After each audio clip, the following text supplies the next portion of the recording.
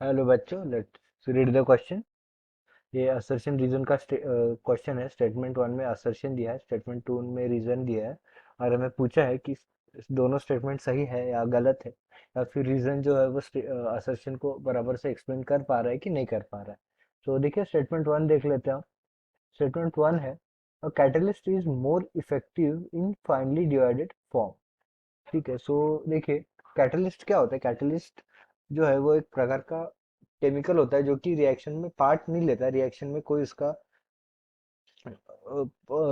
Part नहीं लेता। वो रिएक्शन में मीन्स रिएक्शन में कन्वर्ट नहीं होता है वो किसी चीज में, वो रिएक्शन में वैसे ही रहता है। पर उसका ये काम होता है कि वो उसके सरफेस पे जो है फ्री वैलेंसीज प्रेजेंट होती है। उसके सरफेस पे कुछ फ्री वैलेंसीज प्रेजेंट होती है, जैसे ये फ्री वैलेंसीज हो गई। और ये क्या करता है, अपने सरफेस पे जो है वो रिएक्टेंट को एड्जॉर्ब करता है।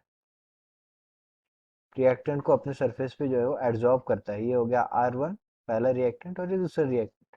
और इसकी वजह से ये क्या करता है, इसकी वजह से ये जो एक्टिवेशन एनर्जी है रिएक्शन की वो कम कर देता है। एक्टिवेशन एनर्जी है वो कम कर देता है। एक्टिवेशन एनर्जी कम होने की वजह से ये दोनों जैसे ही एड्जॉर्ब हो जाते हैं कैटलिस्ट पे, ये कैटलिस्ट पे एब्जॉर्ब होते हैं, तो एक तो ये पास पास में आ गए, पहला जल्दी रिएक्शन होगी जितना पास में रह गया उतना। और दूसरा, इनकी एक्टिवेशन एनर्जी भी कम कर दी, कैटलिस्ट ने एक्टिवेशन एनर्जी कम कर दी, तो कम एनर्जी लगेगी उनको प्रोडक्ट फॉर्म करने में। सो ये ऐसे रिएक्ट कर देगी, पास में आने की वजह से जल्दी रिएक्ट करेंगे। सॉल्यूशन में जितना दूर रहेंगे उतना लेट रिएक्शन होगा। सो इसकी वजह से पास आते हैं, फिर हमें प्रोडक्ट मिलता है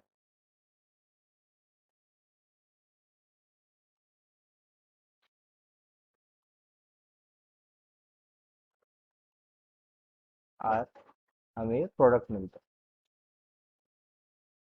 जो कि है प्रोडक्ट। ठीक है, अभी हमें एक फिनोमेनन पता है कि जैसे जैसे जो साइज कम होती है,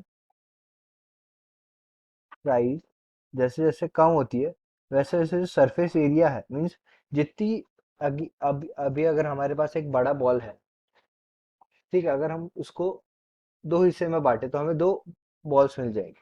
दो बॉल्स की जो वॉल्यूम है वो आधा हो जाएगा, पर उनका जो सरफेस एरिया है वो बढ़ जाएगा। जैसे साइज कम होती है वैसे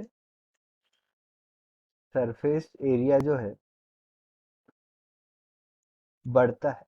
जैसे अभी अगर ये बॉल है, इसको हमने दो इक्वल पार्ट्स में बांट दिया, सो इसके पास अगर सपोज कीजिए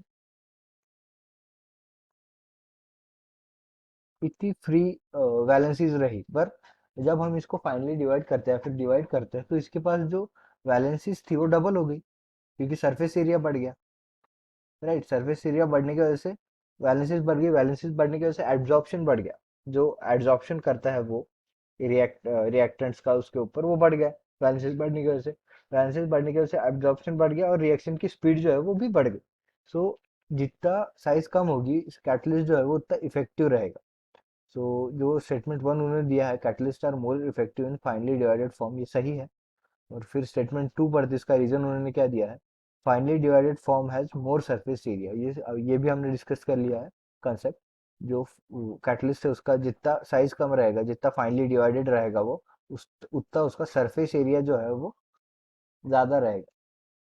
वॉल्यूम आधा हो जाएगा पर सरफेस एरिया जो है वो ज्यादा रहेगा। सरफेस एरिया ज्यादा रहेगा तो उसके ऊपर बैलेंसिंग ज्यादा रहेगी, बैलेंसिंग ज्यादा रहेगी तो एड्सॉर्प्शन ज्यादा कर पाएगा। सो ये जो है बराबर एक्सप्लेन कर रहा है असर्शन को। तो इस क्वेश्चन का आंसर आएगा option A, the statement are.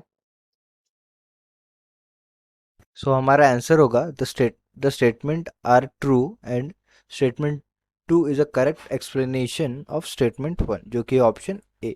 I hope you understand it well. All the best.